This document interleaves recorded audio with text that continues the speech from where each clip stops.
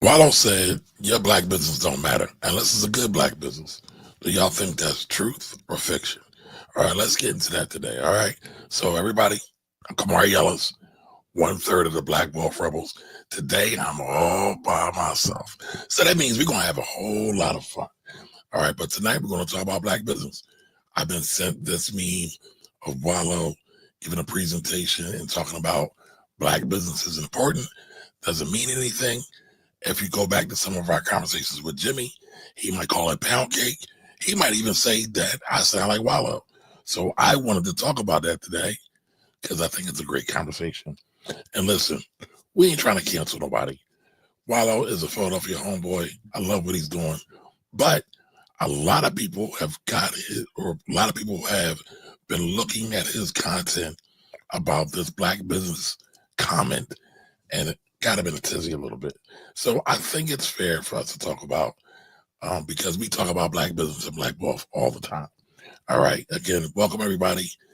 It's Wealthy Wednesday. We're going to talk about black wealth, and we're going to get at it. Let me know what you think about this comment, if you've seen it or not. If not, I'm going to play it right now, real quick. Us. Oh, I'm black. Oh, black people. Nobody gives a fuck about that. Kill that shit. Either you got a good business or you don't. All that shit, don't nobody want to hear that shit. That's a hustle. Support me because I got a black business. Is your restaurant clean? Is the food good? Do you got consistent cooks? Is the material of your shit good? Stop doing that. Oh, you support the white people? No, I support consistency, baby. Yeah. Well, fuck about what color you is. I'm gonna spend my money. That paper, I'm gonna spend them deals where the fuck I want to spend it at. Whether it's Porsche, Ferrari, Lamborghini, I'm gonna do what the fuck I want to do while I'm here. But I'm gonna tell you one thing, I ain't gonna be finessed off some black shit. But one thing about it, 70% of you motherfuckers is not going to make it. I'm not no motherfucking fake ass motivational speaker that talk this dumb shit. I'm the #1 nigga in the country. You know why? Y'all seen me come out of the penitentiary. I make millions, and I make millionaires, baby. You understand me? I come from the ghetto. What do y'all think? What do y'all think? Right, wrong, indifferent, don't care? What do you think? I'll tell you what I think when we get to it. Give me a minute. Let's unpack that. Let it breathe a little bit. I mean, it's a whole lot. But before we get into that, I want to talk about the markets real quick. I've been getting a lot of calls from a lot of people, so I wanted to go over the markets real quick. Markets fell off a cliff today, down about 3%. But let's go over that real quick. Let's see. And my thingamajig is not coming up. There we go. There we go. All right, so the Dow Jones was down about 1.73%, down below 40,000. The S&P 500 dropped again about 2%. The Qs got smacked, down 3.07%. Now let's take a look at that real quick. All right, so we're seeing a lot of movement. Apple fell almost 4%. Microsoft fell almost 4%. When you go back and you look at the Qs and you look at how the Qs are balanced, you see what's happening there. The Qs are definitely tech heavy, right? Especially with Apple, Microsoft, and Google. All right. SPY fell 2.23%. US Bancorp fell 2.1%. Verizon 1.9%. AT&T 1.75. AT&T used to be, not anymore, but used to be one of my favorite dividend plays. But I don't know how much longer it's going to make it. And that's not investment advice. That's just me looking at the news. All right. So what do y'all think about what's going on in the market? Now, when I look at everything that's going on year to date, the S&P 500 is down 10%, 10.3%. The NASDAQ's down 15.5%. All right. And when you look at Bitcoin, Bitcoin is down from that 100,000 down to about 84, almost $85,000. So you can look at this depending on what your time horizon is. This could be a good opportunity to buy, or maybe an opportunity to sell or rebalance. But either way, you should be looking at your portfolios, seeing what's happening. I don't think it's going to stop anytime soon. Old boy is double downing on tariffs, only for The poor folks, though. The rich folks, he's letting off the gas to let the market breathe and bounce back a bit. But we'll talk about that in another segment. Let's see. I see a couple people in here. All right, GC, what up, GC? Welcome. Listen, I'm a little rusty being here by myself. All right, GC says, I think that VOL is still under 500. Yes, I believe it is. Let's go back and look at it. What are y'all looking at in the markets right now, though? VOO is 483. Let me pull it up on the screen real quick. 483. So, yeah, I mean, listen, I believe in dollar cost averaging. DCA, I believe, is a wealth cheat code.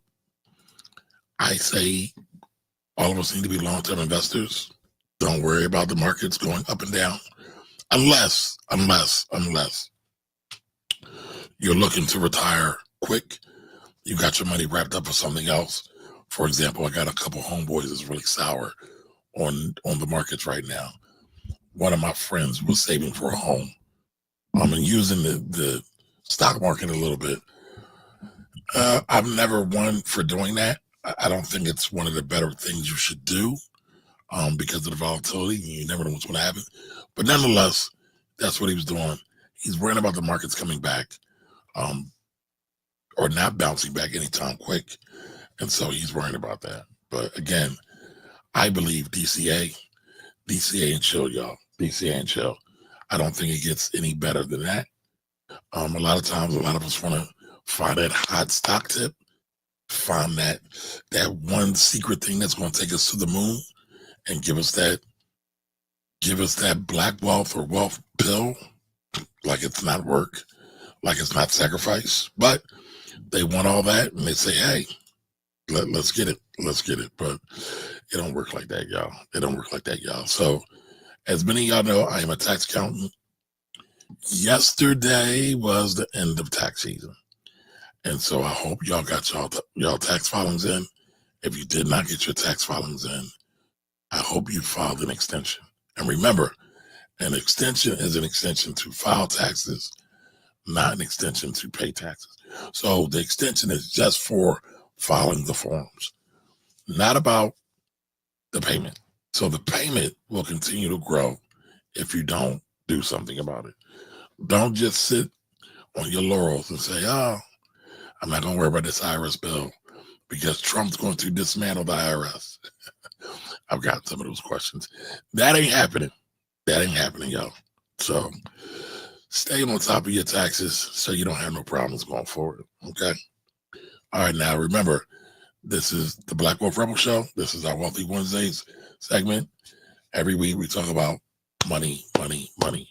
Wednesdays we usually talk about black wealth, personal finance, something like that. Friday is our Freedom Friday show, also our Bitcoin giveaway. And Sunday is our Money Church. Now, y'all see we don't have the Deacons of Finance with us tonight. So, again, I'm all by myself. Now, tell me what y'all think about this. Here we go. Let me take that down. Let me bring this back up. So since, I'm all by myself, I figured I'd bring some backup with me. What do y'all think about that? The Deacons of the Finance, Bishops of Finance. What do y'all think about that? I mean, somebody mentioned last week that I'm really enjoying my AI graphics. Yeah, I'm a bit of an artist. And yes, I'm sensitive about my shit. But tell me what y'all thought about that. What y'all think about that? All right. So, all right, Don. Oops, hold on. I jumped. Don Johnson's in the building. What up, Don? The Nate Gang is in the building. Dre, $5. Thank you. Appreciate you as well. Dre says, Finance Rebel, keep teaching and we're listening. All right. I don't know, though. But I appreciate y'all here. All right. Y'all think that's dope. All right.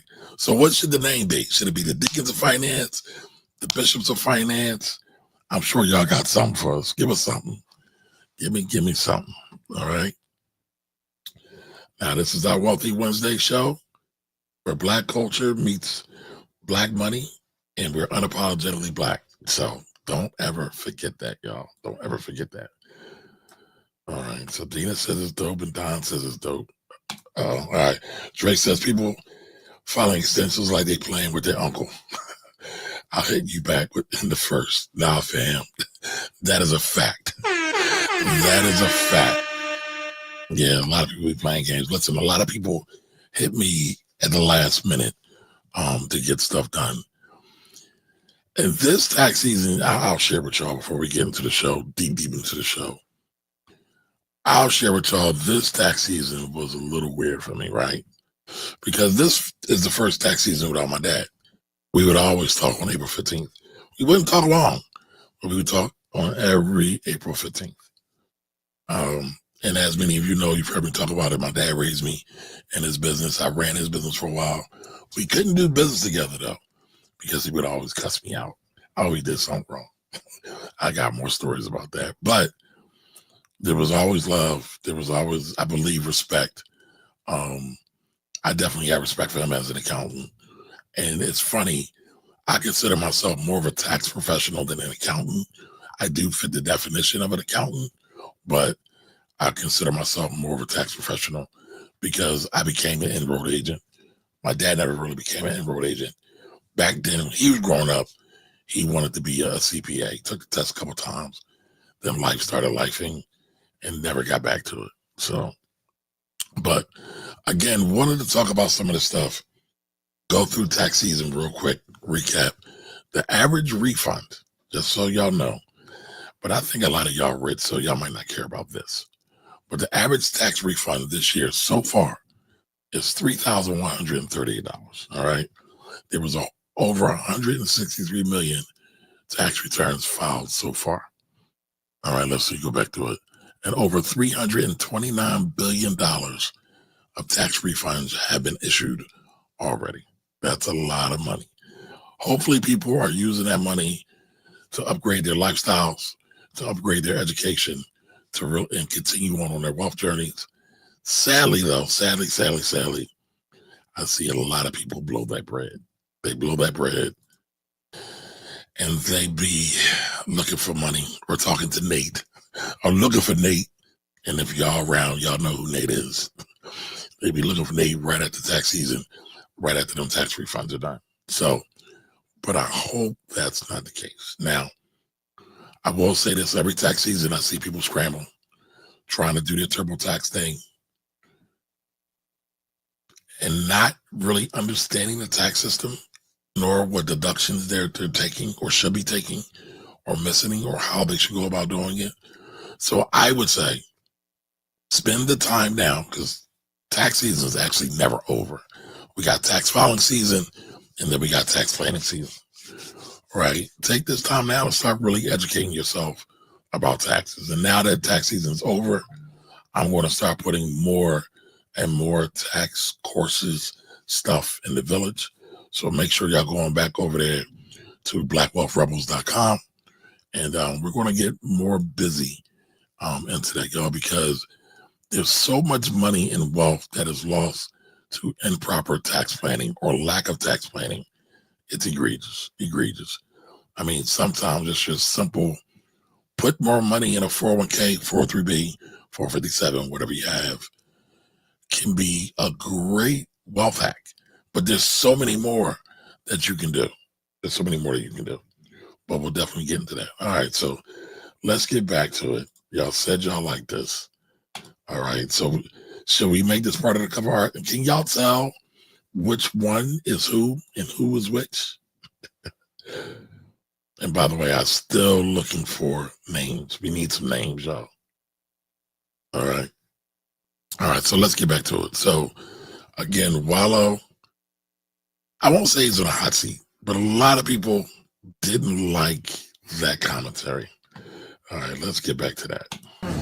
Us. Oh, I'm black. Oh, black people. Nobody gives a fuck about that. Now, that's true to a large extent. Sadly, there's a lot of black people that don't give a fuck about it either.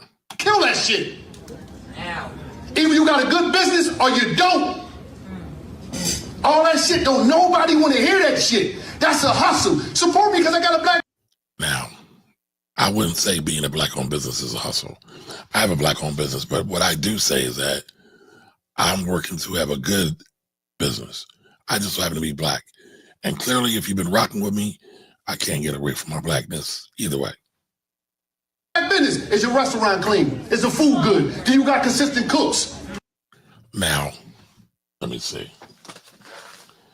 I was at a black-owned business today. Shout out to the Breakfast Boutique. I want to show y'all I got some cornbread. I got some cornbread left over. Great service. If you know, you know. We just had an event there last month. So shout out to the Breakfast Boutique or Boutique Rivers Falls. I went to the one over there on East Rivers Falls. If you're in Philly, you know what I'm talking about, which is Kelly Drive now. I'm a little old, so I used the name of that road before it was even changed. But I've talked to them before. Everybody's having staffing shortages. So your cooks just showing up on time is not necessarily an indication of having a good black-owned business. But that's what a lot of people think. Is the material your shit good? Stop doing that. Oh, you support the white people? No, I support consistency, baby. Yeah. Now, if we want to be honest, now, like I said, we are not here to cancel or disparage Wallo. But subconsciously, a lot of black folks do love white people. They say they don't, but they do. Fuck about what color you is. I'm gonna spend my money. That paper, I'm gonna spend them nails where the fuck I want to spend it at. Whether it's Porsche, Ferrari, Lamborghini, I'm gonna do what the fuck I want to do while I'm here. But I'm gonna tell you one thing, I ain't gonna be finessed off some black shit. But one thing about it. Finessed off some black shit. Now, I'm gonna be clear. I thought it was a great presentation, right? Anytime you're doing a presentation, you gotta bring energy, you gotta bring the fire. You can't just sit up there and say, I don't want to support black-owned businesses, right? Because people are going to fall asleep. That's not what it's about. But people do want some energy, and they want you to be provocative. If y'all remember the Kanye song, the N-words in Paris, what does it mean? Who cares what it means? It's provocative. And so he did say some provocative things that got people talking.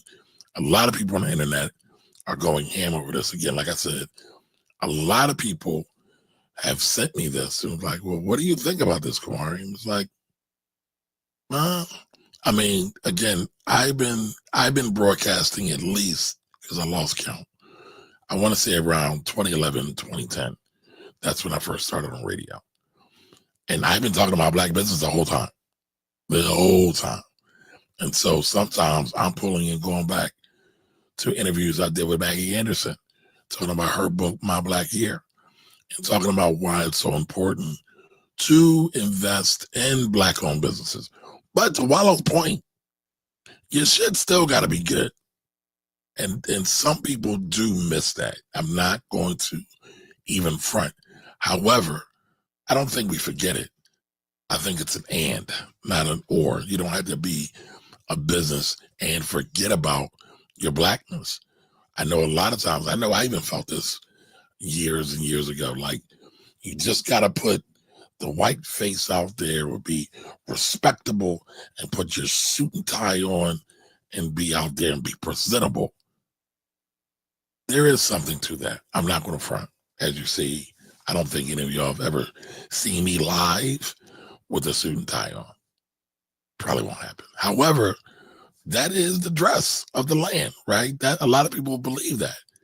However, I think through the likes of the Russell Simmons, the Puffys, the Master P's, other non-popular black businesses who've done good business and made money, employed black folks, showed you don't necessarily follow the quote unquote traditional way. And so I think we got to look at it all in context. We got to look at it all in context. 70% of you motherfuckers is not going to make it. Now that is a fact. The SBA, the Small Business Administration, says 3 out of 5, 4 out of 5 businesses who start fail within the first 5 years. So that's not an exaggeration. And so being black isn't just enough, right? You got to strive for greatness. And that's hard. I know that might be a little philosophical, a little esoteric, but you got to try to do the very best that you can do. Meet your customers where they are, give them what they want, give them the product that they want, the service that they want, at a price that they can appreciate. Sometimes nobody appreciates any prices. I swear sometimes nobody wants to pay anything unless it's associated with a luxury brand. And that's a psychology thing. That's a psychology thing. But, you know, you got to think about that. All right. So Jarrell says, damn, sound like y'all dropped mad heat in the village. Yeah. If y'all go back and look, right, everybody's talking about Trump propping up the market because options popped when that tariff talk dropped down just for a day or so, made a bunch of money on calls. There was a whole slew of classes dropped on options in the village this week. So I would say pay attention, y'all. Pay attention. There's a lot of stuff going on out here. Listen, we got a lot of good stuff coming, and we got a lot of great people in the village who are getting busy. All right, Bruce Wave, I swear I love that name, is in the building. What up, what up? All right, Dina's in the building as well. All right, she says that the image was dope. The image was dope. All right, Don says the image is dope. Maybe I'll go back and like be an artist. Maybe I was an artist in my past life. A lot of y'all don't know my mama's an artist. She used to take me to with her when she was in art school back in the 80s.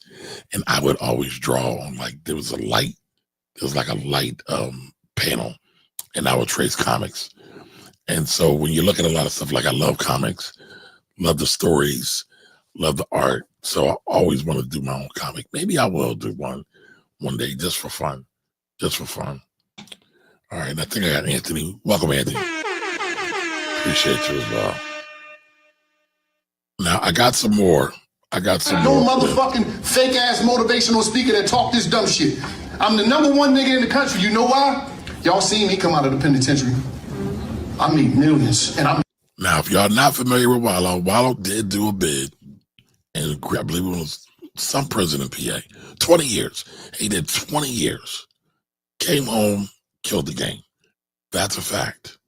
Now, he does have a cousin named Gilly, who is a rapper from Philadelphia.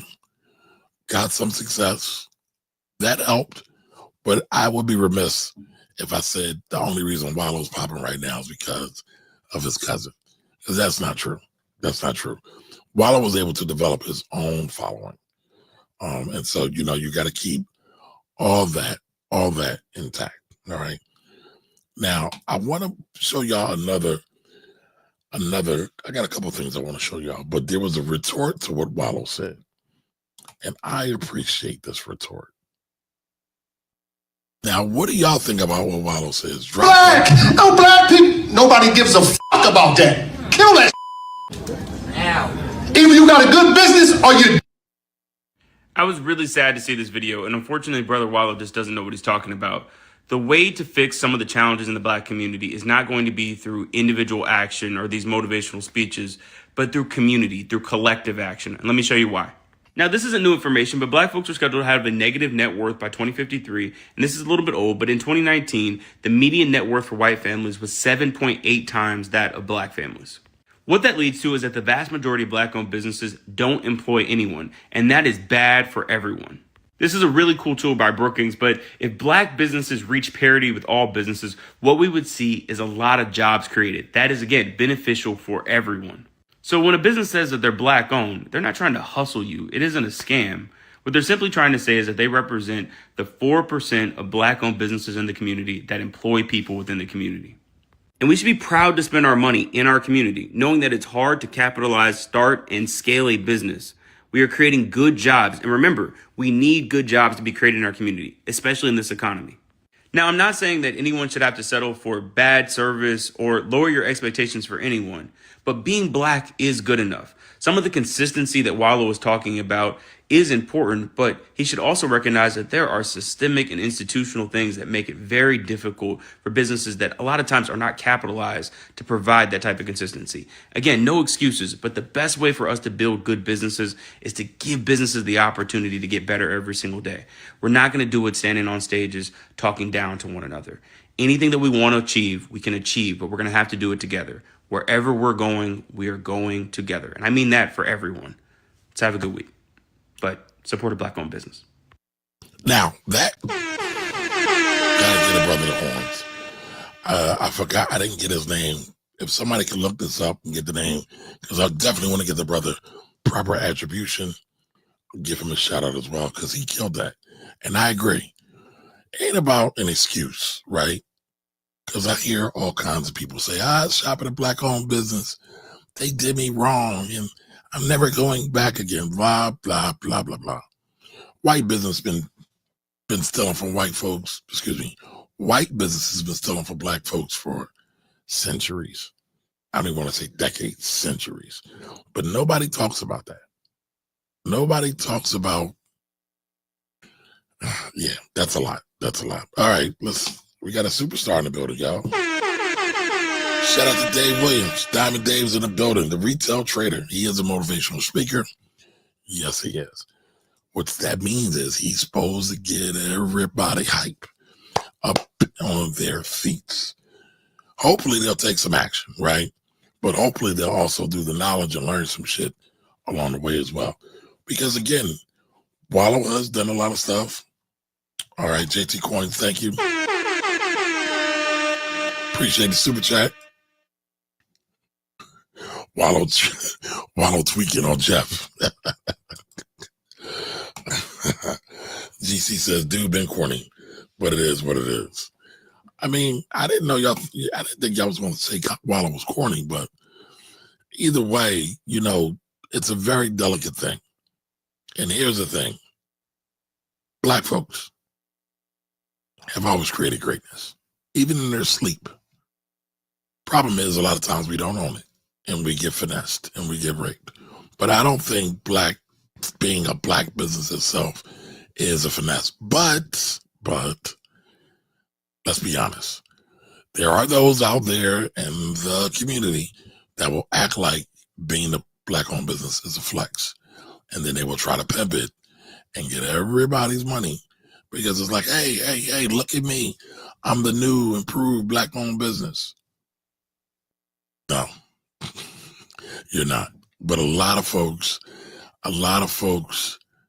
don't understand. They don't study. They're not nerds like myself, Jimmy, and Courtney, right? And speaking of Courtney, I do want to show y'all me, Jimmy, and Corey, excuse me. But I have this clip. This is an old clip. This is one of the first joints I ever did. Hey, a Jewish accountant, which i.e. look at sports and entertainment, but and for law, matter of fact. Yeah, but a totally. Jewish accountant ripped me off, and they never say, hey, I'm not. How many Jewish accountants have we heard about ripping off sports and athletes, folks? Never going back to work with Jews again. By the way, I don't want any problems with the Jews. I'm just talking about old school historical facts. That's all I'm talking about. But that stigma gets placed on Black folks all the time. All the time. And I think it's very unfair. All the time. There's a very famous comedian. But that's self-hatred. Right. It's like reflective of self-hatred. Like if you hate yourself so bad, you will never embrace anything that reminds you of you. Right. Yep. And because I was going to talk about. And so again, a lot of Black-owned businesses are afraid to put themselves in the front of their business because they're Black, right? And they feel like they can't get all the money. They don't understand the concept that the riches are in the niches, but that's a whole other concept for another day. But they're afraid of any aspersions because they're Black. They think somebody's going to say, I don't want to do business with you because you're Black. And they say, you know what? I'll do a generic stock photo with someone white or non-melanated, right? And they'll put them up and they'll say, oh, that's my business. And listen, everybody doesn't necessarily want to be on Front Street, all up in the videos, right? All up on the photo sheets. I get that. I do. I really do. However, if you're grinding from the bottom, especially in this new age of business, one of the most effective things you can do is be a personal brand and talk about how whatever you're doing, how you do it, how you use it, and how it has worked or not worked, right? So, I always wonder why people are afraid to put themselves in front of their business. And I do believe a lot of times it's because you're being what's considered in Philly Joe. Some DC folks say that too, right? You're trying to do too much. You're trying to be cool. None of that really matters. The question is, do you have a good product? Do you have a good service? Are you supporting your community? Are you being a good asset to your community with your business? Let's get back to a couple of these comments. GC says, dude, been corny, but it is what it is. I think I got that one already. All right. GC already says, done seeing the videos where him and Gilly doing all that yelling and acting weird stuff. It's corny to me. All right. I got plenty of people I know that I did a big, okay, cool, now what? Yeah. A bid, okay, right. I got plenty of people I know that did a bid, but okay, cool, now what? No, I get that. I totally get that. But I want to go back to this real quick because the audio isn't that great. The reason why the 10% level number I think is key in the 1 million. But talking about this, bringing more light to this, I think is really important for Black-owned businesses. And the number I'm talking about, the 10% number, I'm referring to Maggie Anderson's research, where they said if you go from, the Black community goes from 2% spending to 10% spending of discretional spending, it automatically will create 1 million jobs. Now, this is a theory. I don't know if it's true. I believe it's true, but I don't know if it's true. But that's what I'm talking about when I say the 10%. I think it's key in the 1 million jobs level is key, again, is because Black businesses mostly employ Black people. Yes, they do. Outside of the federal government, Black-owned businesses are the largest employer. And by the way, Toni Moore is to my left. She's an attorney. And to my right is Courtney Richardson, who's also an attorney. I like attorneys. They're smart people. Of Black folk. So it's not just about spending with Black folks just to spend with Black folks.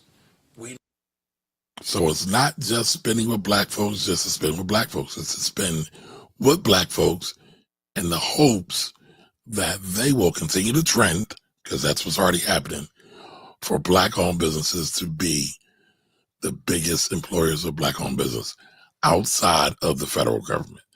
Now, there's some people that say Walmart might be the biggest employer of Black people. I don't know, and I haven't seen any data for that. But, Black-owned businesses will still be in that top 1, 2, 3, 4, 5%. Right? So keep that in mind. Keep that in mind. Now, but I'm curious, what do the rest of y'all think about this?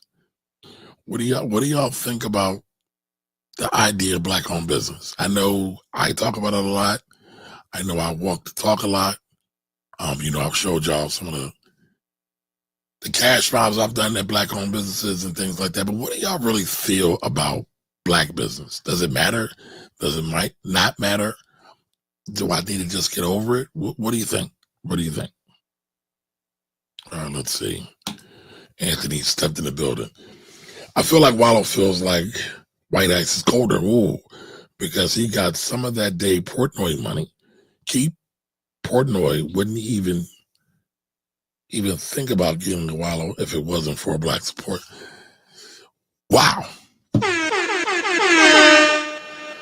Now that is a fact. That is a fact. The Black community definitely built $1 million worth of game. Shout out to $1 million worth of game. Got Wallo and Gilly show. And they're right. They built that show up to a good point. But I will say, I do believe they have a big white audience following as well. It seems like anything big in hip hop, it's always got to have a white following attached to it to get more dollars. And supposedly they got the bag from Portnoy. And Portnoy is the founder of Barstool Sports. Barstool Sports. All right. Dave Williams, the retail trader, says, by the way, everybody go follow Dave Williams, the retail trader, as well. He's another YouTuber, brother of ours, friend of the room. But he says, Bobs are necessary because we spend so much money with other groups and they do not spend much with us. That is fire. All facts. I see no lies told. So if we're always giving our money away to other communities, other non-melanated owned businesses, what's left for ourselves? I mean, the saying, put your oxygen mask on first, I think should apply to business. Put your money in our pockets first before you put other money in it. And I'm not talking about, let me watch where my folks going to say something. I'm not talking about some of the other gimmicks that are going around out here about boycotting folks. I'm talking about real day-to-day grassroots.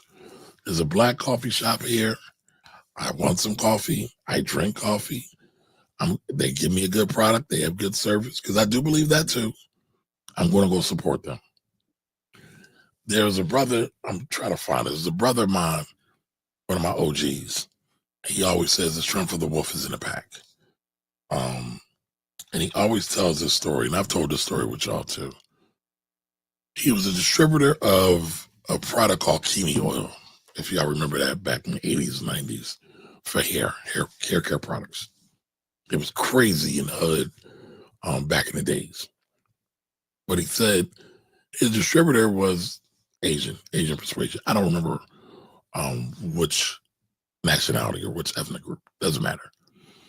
What he said to me always struck me, stayed with me. He said anytime they would go out, they would go to an Asian-owned restaurant. I want to say Korean, but don't hold me to that. And he said they would drive out of their way, inconveniently, to go support this group, this restaurant that was in their group, because they wanted to keep their money in their circle. I don't see anything wrong with that. I don't see anything wrong with that. But he said, a lot of times we don't do that. And I understand there's an imbalance of welfare, right? And I also pulled up the Brookings Institute stats, which the young brother cited earlier, and we'll go over that in just a second. But I always wonder why we don't factor that in more. I really don't. I don't understand that. But I guess it is what it is. GC mentioned earlier about the white ice being colder. There are a lot of people like that. As a black accountant, I've had people ask me to refer them to Jewish attorneys. Now, part of that clip I showed with Courtney and Tony earlier, I can't find it. Right? But we talked about that. So the same thing has happened to them.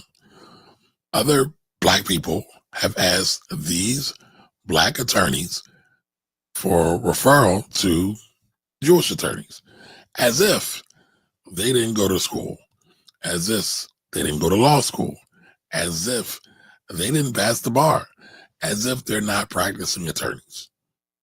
And these folks have had the audacity to say, yo, can you refer me to a Jewish lawyer?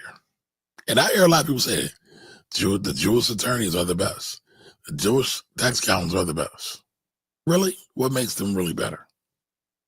Or do you think they're better? Oddly enough, though, nobody says they're the worst because they've ripped off so many people, right? Nobody says that. Nobody looks at that, but they just think this group of people is the best. And I don't get that. It doesn't make sense to me. But maybe it is like what Tony says. Maybe people don't have a high self-esteem for who they are, where they're from, and who their mama was from, and who their daddy was from, and what their grandmama looked like, and what their grandpappy looked like. I don't know. Hold on, we're going to get into these stats in a minute because I saw a couple more comments.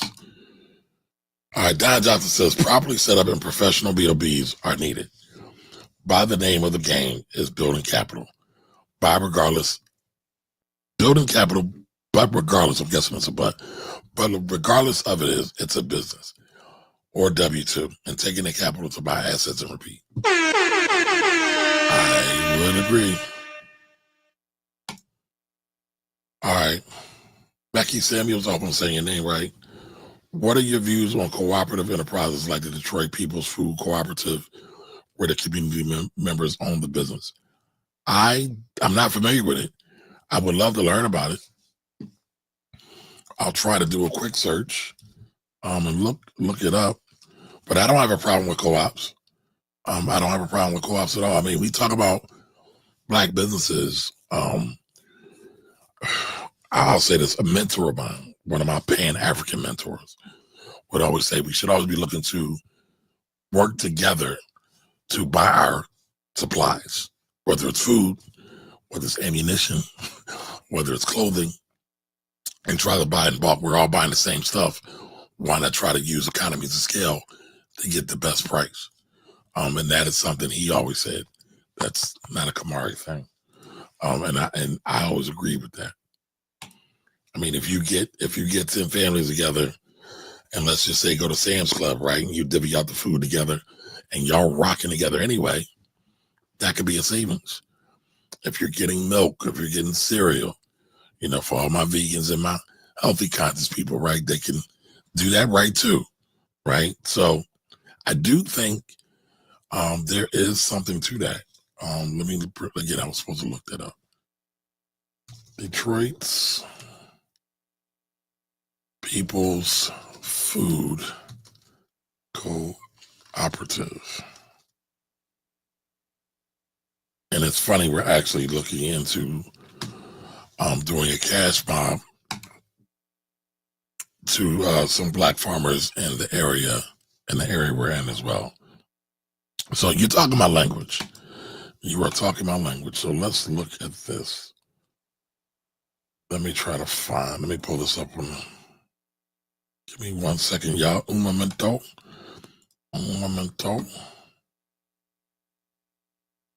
All right. Like the website. Detroit People's Food Co-op. All right. Join us in our mission to bring fresh and healthy food options to Detroit. I got to check in with some of my Detroit peeps about this. This is dope. McKee, again, if I'm saying your name wrong, I apologize.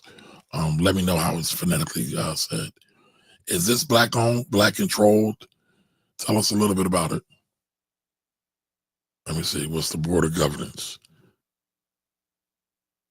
Let's see. Okay, got some color, got some sisters. All right. Got some brothers, a whole lot of melanin. I like this. Okay. It looks like it appears to be on the surface. All right, for the people. All right, it says the member owners of the DPFC will exercise control of the business through selection of a board of directors as laid out in the organization's bylaws. The board will select a general manager who will be responsible for the operations of the store. Member owners in good standing are eligible to run for a position on the board in our annual elections. Okay, that's dope. That's dope. What is a co-op? Does everybody here know what a co-op is? Mackie. All right. Mackie. Okay. All right. My apologies for getting it wrong. I'm a product of the Philadelphia public school system, so forgive me. All right, so what is a co-op? Cooperatives are member-owned, member-governed businesses that operate for the benefit of their owners according to common principles agreed upon by the international cooperative community. In co-ops, owners pool resources to bring about economic results that are unobtainable by one person alone. Most simply put, a cooperative is a business voluntarily owned by the people who use it and operated for the benefit of the owners. All right, that's super dope. I definitely will get into that more. Thank you for that. Appreciate that. Listen, here's the gag, y'all. You know, you hear Dr. Anderson say cool things like wealth is a team sport. And he ain't lying. He's telling the truth.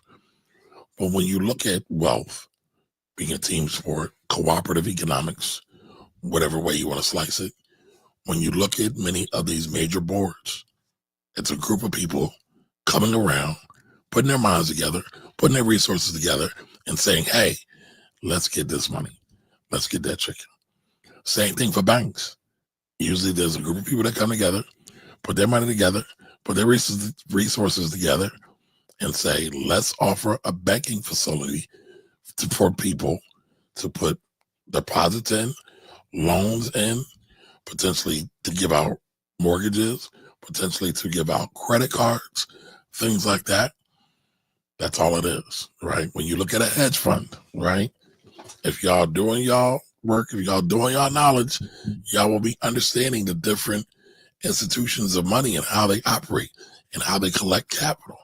Hedge funds, again, tend to be a group of people who have great ideas about investing in various market-based products, usually. A lot of times there is an investment committee or a board of directors, and they got a goal and a vision about what they want to go after. They put money together, usually. Sometimes it's one person, but a lot of times it's others, right? They're looking to hire people, run it together. Again, it's a group thing.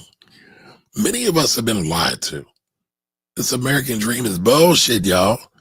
This pull yourself up by the bootstraps is bullshit, y'all. It is not the truth. Everybody works together. It's never a one-on-one thing. I mean, even when you think it's the illusion of individuality, it's not. There's usually always someone who helped, whether gave $1 or gave a word or gave an introduction or did something. Somebody, somewhere worked to the benefit of these people. The idea of being self-made is such bullshit, but that's being promoted. And we eat it up hook, line, and sinker all the time. All right, here we go. Let's come more. All right, Anthony says, I love Bob's. I used to have a company called I Love Bob's. My great-granddad sold eggs. My granddad owned a corner store, a sundry, landscaping, and painting. By the way, there's a lot of us who miss out on landscaping, but that's a whole other thing. Landscaping and painting company, which had the first black landscape contract at the Memphis International Airport. Ooh. Shout out to Anthony's family. That's dope. All right, Mackie, I got it. All right, continue. One auntie owns a hair with her own hair care line and employs up to 30 people. Not booth rent, but W-2 employees. Listen, shout out to auntie. Because if y'all really, really know about hair care, and usually it's booth rent. Usually. It's usually not W-2s. A lot of people don't even realize you're supposed to have these people on salary. Sometimes you can do like an independent contractor situation, but it's supposed to be run right. And a lot of times they're not. But shout out to your family, Anthony. I see where you get the money from. What up, Jigga? Happy Wednesday to you, Jamel. Hope all is well, y'all. Y'all do me a favor, like, comment, and share. Have y'all been subscribing to the Black Wealth Rebels YouTube channel? I hope so. At some point, we're going to stop broadcasting from By the Hood and the Front End Rebel, and it'll all be at Black Wealth Rebels, or mostly at blackwealthrebels.com, behind the village in our Patreon. All right, so let's see what else we got. Coming in late to the touch on the luxury clothing in China. Did you touch on the luxury clothing in China? No, I didn't. Listen, China is a hot mess. I'm gonna tell y'all, I've been thinking about going back to doing a daily show just because there's so much other stuff coming through. China is super petty, and I love it. I am here for it. They basically said, fuck you and your tariffs. We're going to buy beef from Australia. We're not buying beef from y'all. Y'all want to be petty? We're not going to buy soybeans for y'all. But here's the thing. This ain't new, y'all. The same thing happened in 2016. Problem is, a lot of people forgot about it. Problem is, a lot of people thought, oh boy, was telling the truth and was going to do something really awesome. And he wasn't. And he isn't. And he ain't. But with that said, thank you for that tidbit, Becky. But I want to go through this real quick. And so the brother who did the retort to Wallo, and I thought he did a great job at retorting to Wallo. It wasn't disrespectful. It wasn't name calling. You know, we can have difference of opinion. I'm cool with that. We supposed to have that. But as the quote unquote so-called enlightened ones, we should be able to talk, right? Because if we can't talk, how are we ever really going to have a real community? We're just going to have a bunch of adversaries, a bunch of ops, as the young folks say. And so we got a bunch of ops like the young folks, then how we going to teach them? All right, but I ain't trying to get on my soapbox. All right, but this is the Brookings Institute report on Black wealth. Now, that was some of the stuff that the young brother was talking about, right? So just want to go through a couple of the things that he talked about, right? So you see it here. Black wealth is increasing, but so is the racial wealth gap. It's not a one-for-one type thing. Now, some of the stats in this report, median Black wealth increases by 400,000, increased to 45K, but the gap widened to over 200K. So the Black-white wealth gap widened over $240,000, okay? So Black households held just $15 for every $100 held by white households. That ain't fair, but guess what? Life ain't fair. Now, when you get into this thing, it's pretty interesting.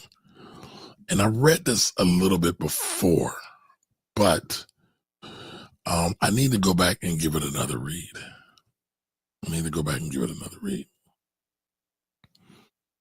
All right, and so here it says, COVID-19 pandemic between 2019 and 2022, median wealth increased by $51,800. But the racial wealth gap increased by $49,950, adding up to a total difference of $240,000 in wealth between the median white house and the median Black household. All right, the survey of consumer finance is the most comprehensive study on household wealth in the United States. Now, everybody's got their own goddamn study. A couple years ago, there were only like one or two. Now there's like a cajillion, and several of them come out every year. At this point, I don't know who to believe. I'll be totally honest with you. I look at them all with a grain of salt because I always wonder who in the hell are they surveying, and how statistically sound is your research, and is your research and your data gathering methods. So I'm always wondering about that. So I always look at them all with a bit of a side eye. All right, so I don't know if that's big enough for y'all. Now, if Jimmy was here, he would say pause.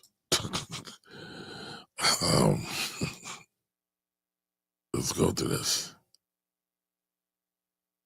Let's see here. There was something else in here, but I didn't highlight it. I forgot to highlight it, rather. All right, so wealth measures the total values of assets a family owns, such as housing, business equity, minus their debt. such as student loans and credit card bills. Well, we all know Black folks have an enormous amount of student loan debt versus everybody else. All right, during the COVID-19 pandemic, wealth increased unevenly. It always increased unevenly. Median wealth, which provides an indication of a typical household's financial security and capacity to invest in their future, increased at varied rates depending on race. Let's see. Let me go here. Wow, the graphic is telling. Let's see. All right. Trying to adjust this sizing and scale. I mean, so when you look at it, it's pretty damning. So we got white wealth, right? Then we have other. Then we have Hispanic. Is Hispanic still politically correct to say? Somebody help me out in the chat. Or is it Latino, Latina? I don't know what to say these days. Then we have black wealth all the way at the bottom.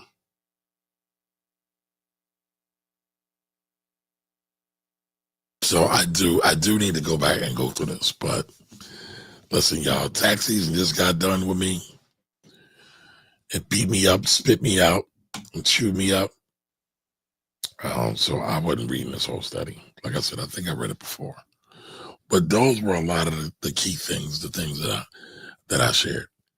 So again, when I listen to a Wallo, when I hear him speak, again, a lot of points, right, spot on. You know, your service has got to be up to par. You at least got to be trying. At all points, you got to try to hire folks because you need help if you're thinking about scale. Because that is, how do we get to that, man? All right, Jig, I saw that. I won't get back to that. You distracted me. Right, but how do we navigate this whole black wealth thing?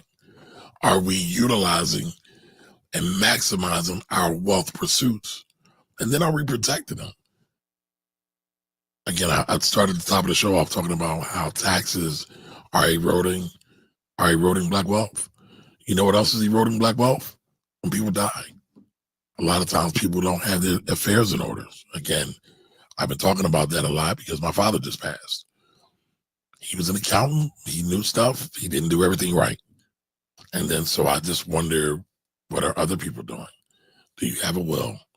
Do you have insurance? Does other people know how to get into your stuff, right? Passwords matter, y'all. You know, where to go find things. I believe my dad has some treasury bonds. I have no idea where to go to look. Trying to call Treasury Direct is a pain in the butt. I wasn't given any direction on this. There was no inventory. There was no listing, right? I just got to figure it out. Well, hopefully, people won't do that as much anymore. I can't believe that I'm going to reach everybody, right? But hopefully by me sharing some of this and being transparent with y'all, at least y'all will say, you know what? We got to do a better job. I'm going to look at my will. I'm going to look at my beneficiaries on my life insurance, my IRA, my pension, all those things. I'm going to look to see, do I got my shit together? All right. So I don't got to make a struggle harder. Right. So keep that in mind, y'all. Keep that in mind. All right. Let's see. We got a couple comments. I feel like I might be bloviating now, y'all. All right. So Jigga says coming in late. Nah, you good. You good money. Good money. Listen, I know you be on that ground, brother. It's all good. It's all good. So let's see what else we got. All right, Anthony says, and my other aunt and uncle owns a nail salon and owns a parking lot a block away from FedEx Forum. Damn, that's genius. I didn't start making money until I work for myself. And my next step is employing my people. Shout outs to you. Shout outs to you. Now, I probably will start going over this though, Jigga. Just I don't feel like I put a period on that when I said I might start doing stuff daily, going over this stuff. All right, Doggy Diamonds touched on the Wallo situation eloquently. Tariq Nasheed is now questioning if he's FBA because of him and Gilly's Ethiopian Eritrean facial features.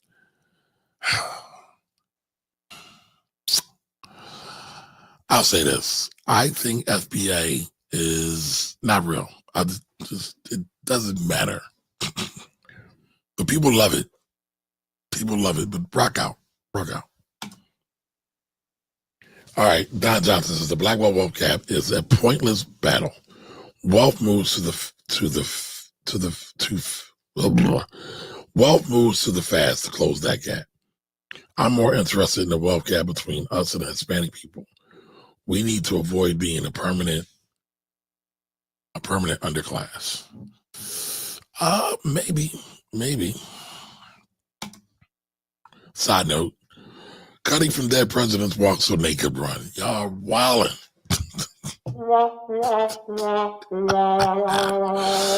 All right, good one though.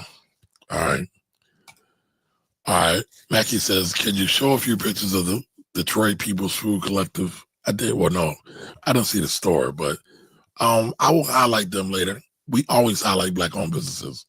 And what they're doing is dope. So I definitely will definitely highlight them. Give me a minute to like really research it and do it in a cogent manner, because I don't want to just be rambling on. We already been here for an hour, but I got you, promise.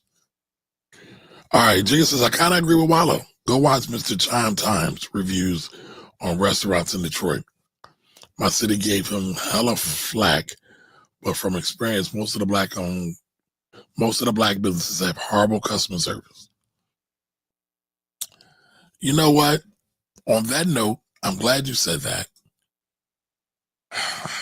I'm glad you said that, because when I was preparing for the show, there was something I saw, and I wanted to talk about this, but I didn't bring it in. I didn't bring it in at all. But let me do this real quick. There's a gentleman by the name of Ray Daniels, and he is an entertainment executive and has been around for quite some time. And you know what? So I'm going to play this clip. Hopefully I won't get in trouble. I don't feel like fighting the YouTube folks. But he says some things that I find interesting, and again, I feel are also problematic as well. All right. So hold on. Because I don't know what y'all be thinking about sometimes, y'all. Or maybe my experiences are just that much different than a lot of y'all's. Because, you're talking about customer service. Are we going to sit here and say Black folks don't have good customer service? I'm not going to sit here and say every Black-owned business has great customer service. But all right, so thank you for this, Jacob. You chime my memory. Okay, Erica's in the building. What up, Erica? All right, so people have the worst customer service in the motherfucking world. So he said Black people have the worst customer service. Black businesses have the worst customer service in the motherfucking world. I don't know why he had to put the expletive on it, but thought it was interesting. Black people have the worst customer service in the motherfucking world. And you can say that you don't agree with that, because I don't give a fuck why. If we get our customer service better, we'll make more business. Bottom line. So you can say whatever you want. When you go to the Chinese restaurant, they nice to you. They, hey, Ray, how you doing today? No, they just as mean. Hey, I don't go to the fucking Chinese restaurant. All right, but you know what I'm saying, Ray. I don't go. We could yell. You're yelling. Don't make your point. I'm speaking for Ray. At the end of the day, agents don't sit there and say, hey, your customer service has to be perfect. Your product has to be A1 before I support you. They support you. So other races support you. So Sue in the West End from American Deli she's a very customer service driven individual. She understands. Shout out to the one Asian. Oh my God. Sue moved to the West End. And Sue started selling wings. And now you can take a selfie with Sue. You can have a good time with and Sue. Sue only plays Gucci. like music. She does. Like So that makes sense why he's defending Sue. She's That's playing it. to her audience. She's playing it. She understands her audience. So y'all gonna go to black people restaurants because you could take Nah, selfies. until hold on. So we talk about black customer service. I had this conversation the other day with one of our artists. She was like, my nail tech moved from Atlanta. I was like, I got another one for you. She asked me, she was like, she black? I was like, yeah. She's like, no, I don't want to go there. She probably don't do feet. And she probably gonna charge me an arm and a leg. And I was like, the fuck? She's like, Now, I always find this interesting, right? And again, I be out there, y'all. Not all the time, but I've been out and around for a long time. I've seen way too many people say, I don't want to deal with black-owned business because they had a black experience.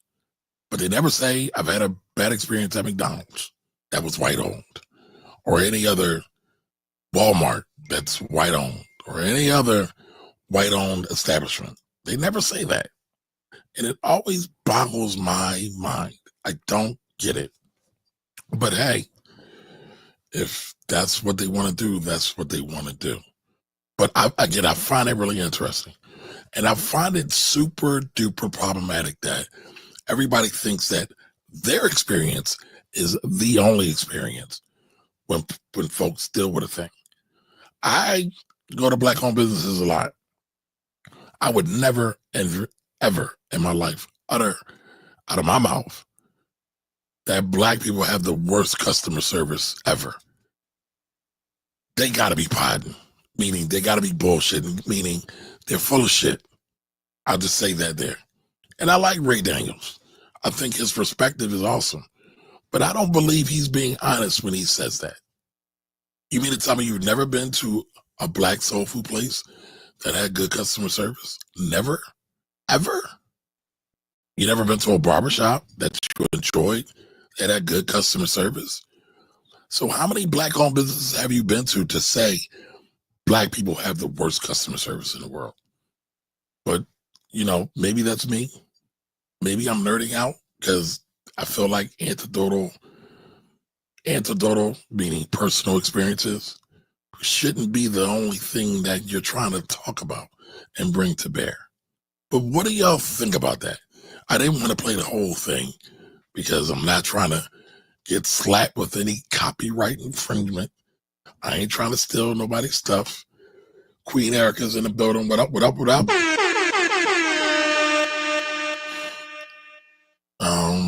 Let's see. Oh, I missed over some stuff. Missed over some of y'all. My bad, my bad. All right. Dr. Chaz is in the building.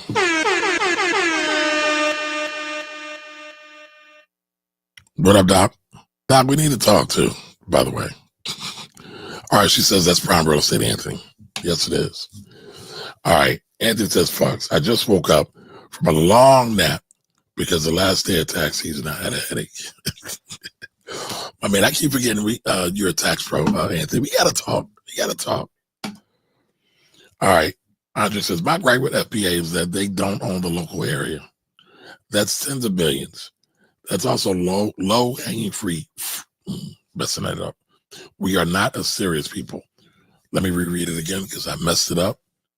My gripe with FBA is that we don't own the local area. That's tens of billions. That's also low hanging fruit. We are not a serious people. Okay, well, I can't get down with FBA, y'all. So, all right, same in Knoxville, trash. Okay. All right, Mackie Samuel said, building wealth via cooperative enterprises may be a more solid operation. Having millions of co-op owners may be better than having a few billionaires. Honestly, it's funny. There is a tag. What was I reading? Oh, I was reading a book. One of y'all talked about this. Franchise. One of y'all recommended franchise. Let me find it. You know, let me put it on the screen. So the franchise is about how black middle class areas got pimped out by franchises, like McDonald's. It's super interesting. Super interesting. Let me see. Let me put this up on the screen so we all can see it.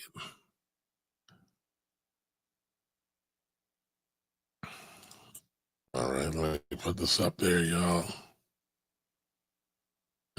pull this down. All right. Franchise, the golden arches in Black America. All right. From civil rights to Ferguson, franchise reveals the untold history of how fast food became one of the greatest generators of Black wealth in America. And part of the reasons why I'm so interested in this is because they talk about my neighborhood in Philadelphia and how there was a McDonald's that was placed in my area and how many of my neighbors organized against the McDonald's or to force the McDonald's to do some things. And I actually was not a part of that. My father was a part of it. I was too young. But again, it was super interesting.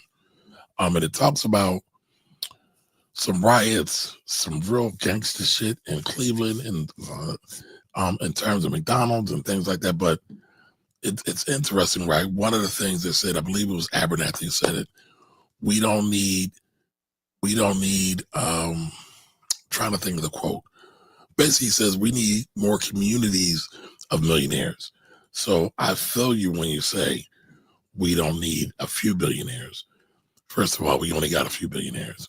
We do need more millionaires and more 100,000aires as well to build that wealth base to create more capital in our communities. So I agree with that. I wholeheartedly agree with that. All right, so let's see who else we got here. All right, we got that. All right, got that. Jigga says, you receive assistants who are in customer service positions within government positions or Xfinity. Hella combative and talk down to you when there's a paycheck away from being homeless. Well, I would disagree with that. I see Black folks like that. I see white folks like that. I won't say Asian, but I've seen some Asians like that.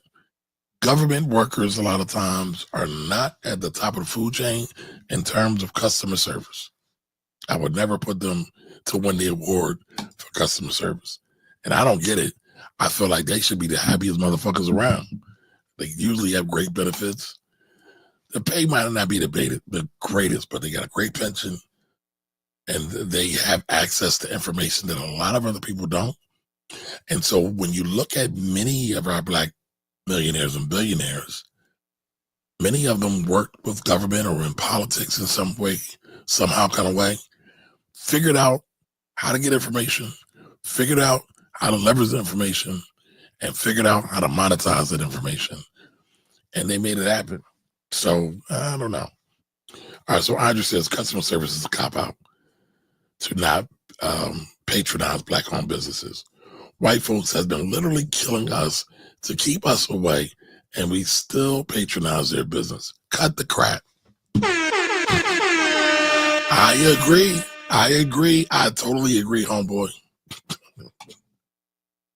All right, Jigga says, my ex-wife 20 years ago used to want to teach customer service and job interview etiquette classes within the community because it was an issue then. Listen, I want to teach customer service to some of these folks too, but it ain't just a Black thing though. There's a lot of people, a lot of groups, not just Black, who have trash customer service skills. And I mean, you can look at that at Chick-fil-A, right? And again, this is not a commercial for Chick-fil-A. They did not advertise on the show. But almost every Chick-fil-A you go to, whether it's in a quote-unquote Blackish community, because nobody's in the hood for the most part, or in the suburbs, their customer service is pretty consistent across the board. I can't really say that for other chains, other franchises. So, yeah, I don't know. Don't get me wrong. I still support Black businesses. I just chalk it up as it is what it is. All right, cool. All right, Don Johnson says, never had a bad customer service from B.O.B. Every Chinese establishment treats you like your money ain't green. Say it again, Don. Say it again. I mean, I agree. OCL Sportsman, what up from Rosenberg, Texas. Welcome, my brother. All right, Anthony says, personally speaking, Asia and Asian and Middle Eastern businesses tend to be lacking in customer service, but they still buying combination fried rice. Facts. All right, going through a situation now where I ordered legal rights cards for the youth. Been waiting 4 weeks. And all bro keeps saying is he's been looking into it. No proof of mailing, refund, or business. Okay. Is that a black-owned business? I'm assuming it is. But is it fair to say that all black-owned businesses suck, as Ray Daniels just said? I don't think it is. I mean, listen, if we can look at government right now, I would say the best customer service in politics is from black people. Obama. A lot of people might have a problem with him, but goddamn, his customer service was way better than Trump's. But I know, I might, some of y'all gonna say I'm reaching. All right, Don Johnson says, people just expect and add substandard service from others. I'm botching this up, y'all. People just expect and accept substandard service from others, but want king service from our own. Don is cooking. Don is cooking today, y'all. Don is cooking. All right. Middle East gas stations and liquor stores have the most deplorable customer service. You got a point there. Y'all making my point. Good evening, everyone. What up, Anthony? Everybody go check out Anthony. I'm at about that Wallo. Thank you for joining us, sir. All right, Dave Williams says, we often has a higher expectation for black businesses customer service than we have for any other group business. The issue is we do not want to pay a premium for experience with BOBs. He's got a point, and I feel like he's got more coming. Oh, and he does have more coming. Okay. We often have a higher expectation for black business customer service than we have for other group business. The issue, we do not want to pay for a premium experience with black-owned businesses. All right, facts. If your product is good, people will overlook customer service. Not always, but sometimes. I get your point, though. I get your point.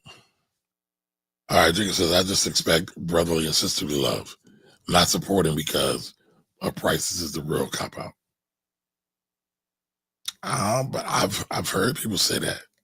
You know, they'll talk about black-owned business pricing. They'll talk about how some black-owned business prices are higher than their white counterparts. I don't know. I don't see that, but I've heard people say that. And you know, this whole haircut thing, I've seen that meme running around where they're saying black barbers are charging $100 to get a haircut. There are plenty of other reasonably priced barbers as well.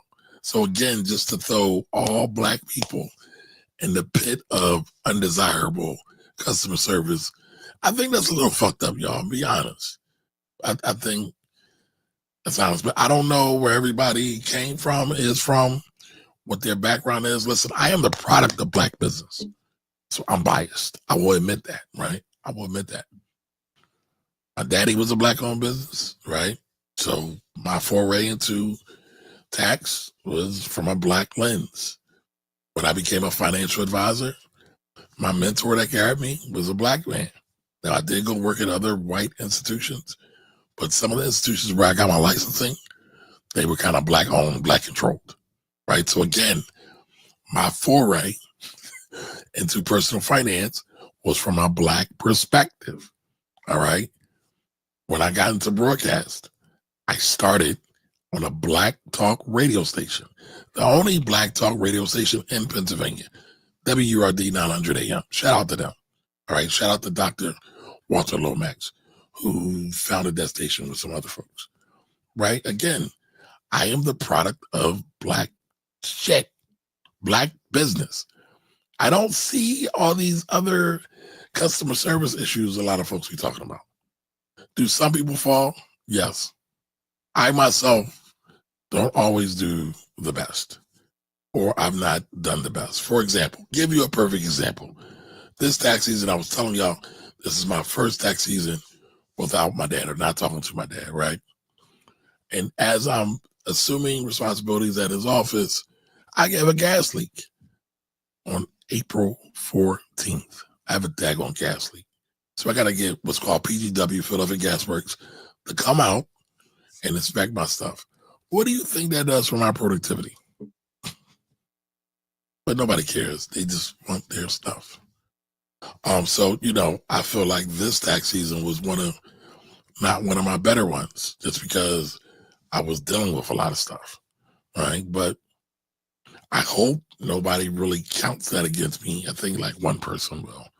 But I hope for the most part, nobody's really going to hold that against me, because that's not my intention. I'm not trying to be, this depiction of ghetto ratchet tax dude who's doing taxes in the back of a Popeyes or at in the barbecue foot massage spot, right? I'm an enrolled agent. I take my education seriously. I take my continuing education seriously, right? I take my knowledge seriously.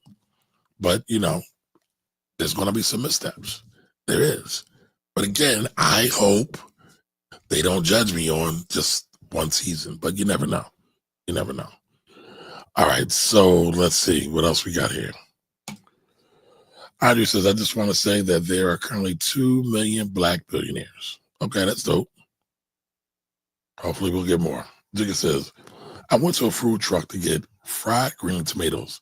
Sis told me they'd only take cash. Asked her where the nearest ATM was. Told me she ain't know with an attitude. But posted they were there for 20 plus years. I mean, listen, there are some people who have trash customer service. I'm not going to deny that.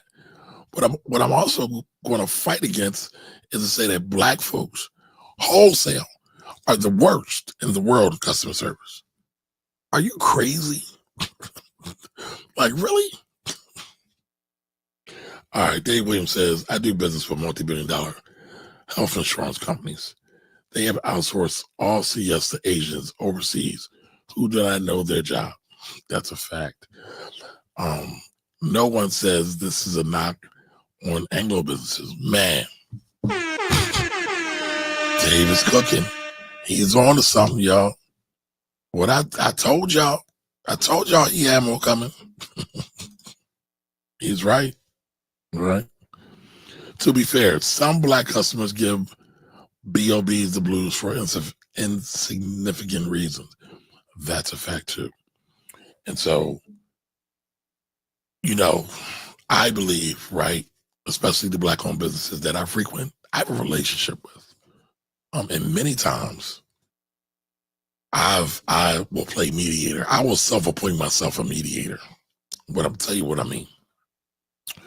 If I hear that there was an issue, I will talk to the person, especially if I know them, and I will talk to the owner. And I will say, hey, they have an issue. And 9 times out of 10, 9.5 times out of 10, they will work to correct that issue. Listen, sometimes we want Black Jesus to come down on his white horse and say, here's your service. Here's your wings. Here's your hair. And nothing else matters. But for those who are actually reasonable folks, they'll say, okay, they're trying. Let's make it better. I see you trying to make it better. That's all you can really ask for. Let's see. All right, black mortgage reps have impeccable customer service. That is a fact.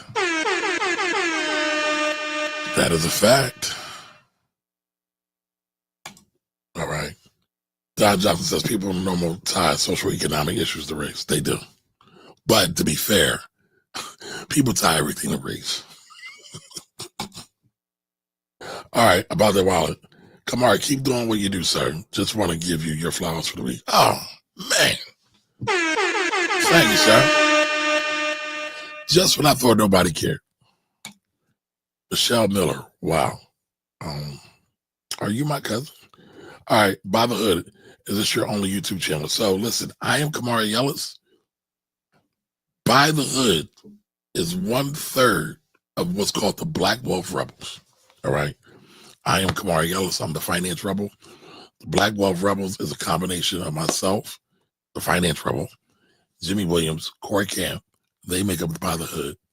But our main channel that we're building upon is the Black Wealth Rebels. So everybody going over, I need y'all to sub the Black Wealth Rebels. Where is it at? Here we go.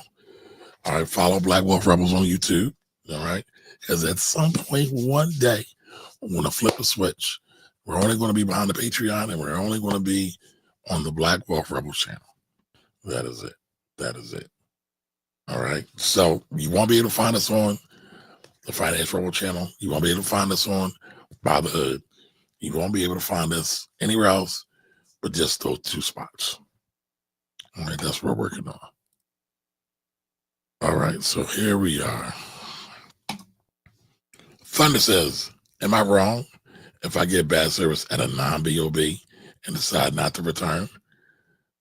There have been a lot of times I said I feel appreciated and I left and never returned.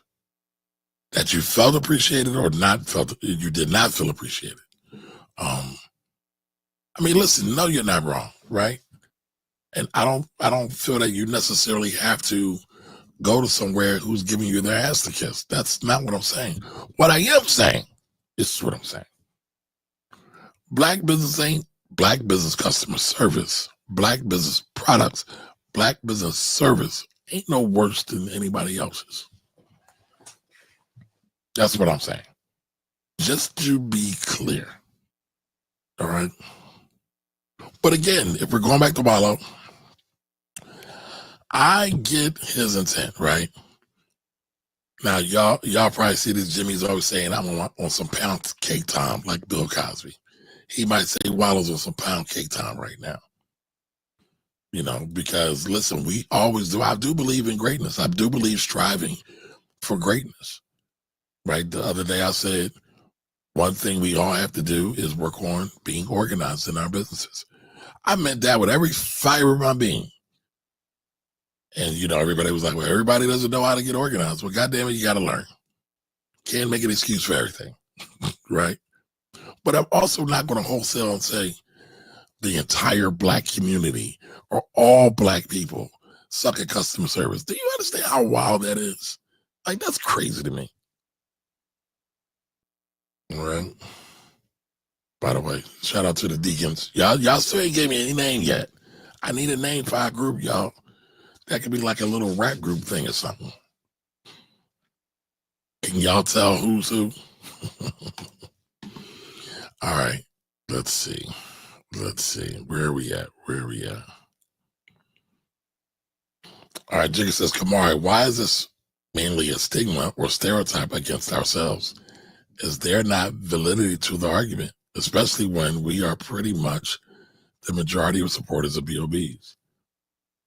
Are we really, though, the majority of supporters of BOBs? I don't have the data to back that up, but I don't know that. I mean, I believe there are a lot, and again, I don't have the data. I believe there are a lot of black people who do support black-owned businesses. I mean, I know that. I've witnessed that. But again, what I will not say is all. Homeboys sat here and said all black-owned business sucked. Hold on, I might not be saying it right. Let me try this again. What did he say? Because he was super duper flamboyant with it. Right? Hold on, let me pull this up. Black people have the worst customer service in the motherfucking world. Black people have the worst customer service in the motherfucking world.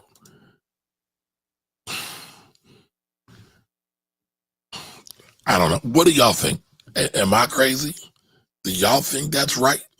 Do y'all think Ray Daniels is right? And again, I ain't trying to cancel nobody, but can we have real talk? Can we have real talk? Not just podcasts, bloviation that's going on in this world. And yes, I do believe white folks have been programmed by Willie Lynch. Y'all hear me and Jimmy argue about this? This basically means that programming from slave masters have really worked on us. And many of us have not been able to deprogram ourselves. And so, in a lot of ways, not always, but in a lot of ways, we don't think the highest of ourselves. We don't think we're great. We don't recognize our greatness. We don't recognize that we're God's first children. But I'll spare y'all the history lesson. Well, to counter that point, there's a Chinese food that only accepts cash, doesn't have an ATM, in a black neighborhood, and nobody complains about it. I'm just saying, correct. They don't want to pay them taxes. They don't want to pay them credit card fees either. They want to keep all that extra money. If we want to be honest, let's be honest. All right, Thunder says, I was at a store and the man behind the counter put my money on the counter and not in my hand. I asked that he place the money in my hand like I gave him. He refused. I demanded my money back. Now, the money thing and the hand thing, that is a cultural thing. And I've seen other races, other cultures not do that to their own. So I know a lot of us black folks, we like put our money in our hand because that's how our parents trained us. But sometimes it is a cultural thing. All right, and why do Bobs break their necks to kiss your old butts, especially at soul food spots? Because a lot of times they will pay the bill. This is my experience. I'm not going to say all, but they will pay the bill and not give a hassle, and they will leave a tip. And he apologized and placed my change in my hand. Okay.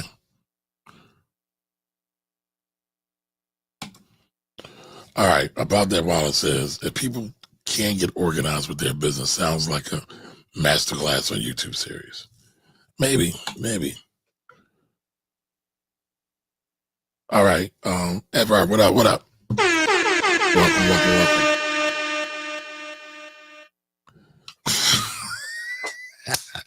All right, you are correct, Edward. He would say, let me do it right. Jimmy would say, of course, Kamari puts himself front and center. How do you know that's me? How do you know that's not Corey? I mean, I guess it does look like me. But good call, Edward. Welcome to. Don Johnson would argue black professional businesses are way above any other race. I like that. So they're not going to lie, Kamari. When I walk into a soul food restaurant and I see the lady with the big mama arms, you know. That's when I know the food is going to be damn good. Yes, sir. Based on the picture, you got to call yourself the bishops of paper chasing. The bishops of paper chasing. BPC. He was trying to be provocative. All right, who we talking about, Are we talking about Ray Daniels or we talking about Wallo? Because there is this narrative. People think black businesses basically ain't shit. All right, Jigga says, no, I would never say all or the world, but definitely more often than not. It's an issue let me slow down and try to figure this out. It is an issue that needs to be addressed and rectified. All right, Bob Hood says, one of the topics to go over tonight is missed opportunities. I feel compelled to make a suggestion to host. You don't miss one. All right, make the recommendation, sis. Make the recommendation. All right, going to the hood chicken spot and expecting Michelin star service is crazy.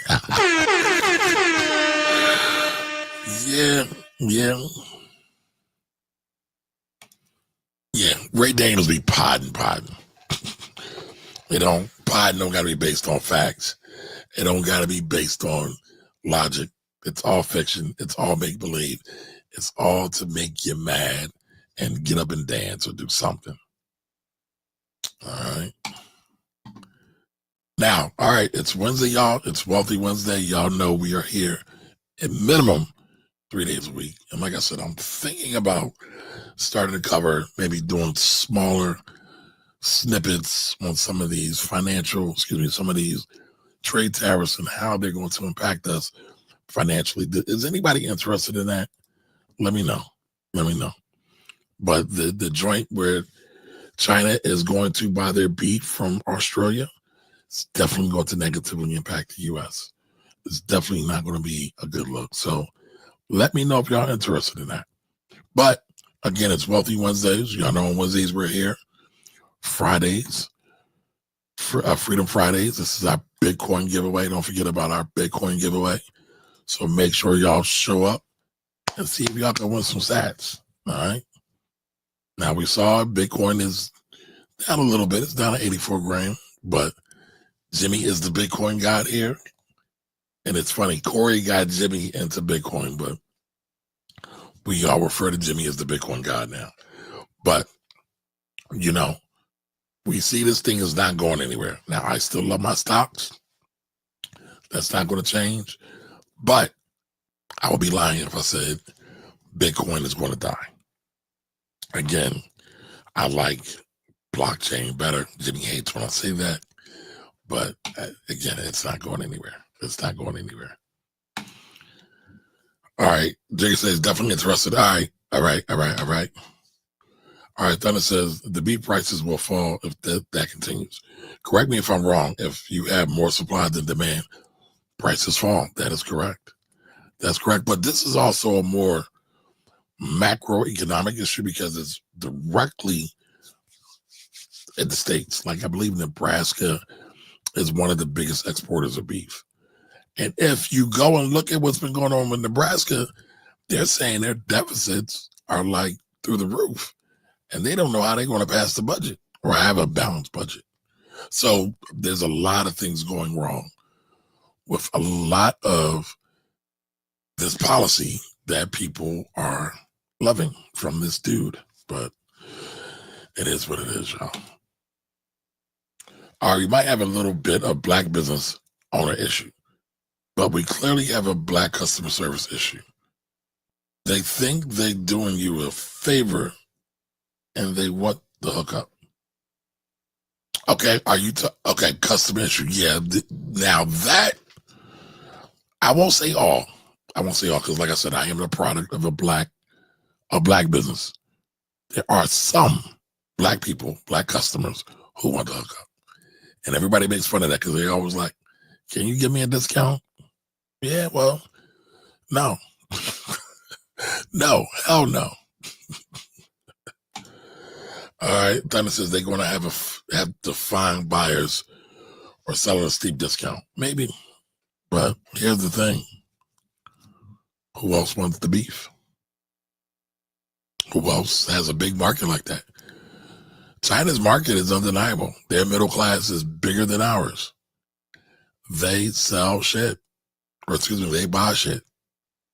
You can't deny it. You cannot deny it at all. All right, Don Johnson says, not a deli pot. They are moving too fast for it to be relevant in a week's time. That is true. That is very true. That is true, Don. All right. So, as we wrap all this up, as we land the plane, as everybody likes to say, right? You have to think about this. Being black is not a hustle. Being in a black business is not a hustle, y'all. All right? This is really frustrating for me. But building black businesses, building black wealth is a very revolutionary act. It is not It is not a one size fit all. It is not something you can just snap your fingers and make it shake and make it dance the way that you want it to, or the community wants it to. It takes time. It takes time. All right. So listen, y'all, I've had a great time with y'all tonight. Y'all definitely helped me feel better because tax season was definitely taxing on me this year. All right, I missed something. All right, hold on. All right, Fatherhood, as well as being a blessing and help to many, I just had to share with no disrespect to present conversation. Okay, what's your idea, Michelle? I was waiting for it. What you got? Or did I miss it? So you said Fatherhood, as well as being a blessing and help to many, I just had to share with no disrespect to the present conversation. All right, so what do you want to share with us, Michelle? What do you want to share? We want to hear. We want to hear. And I tell you what, because I don't want to hold up the good peoples. If you don't want to share, you can always send us a suggestion. All right, send us a suggestion to blackwealthrebels@gmail.com. Send us any suggestions, suggestions, topic suggestions, interview suggestions to blackwealthrebels@gmail.com. All right? All right. Now, if y'all felt this, join the village. All right, we talk about this stuff all the time. Get the plays, get the gems. All right. And that is all, folks. So listen, y'all have a great night. We appreciate you all. And we will be back on Friday. You have a great night.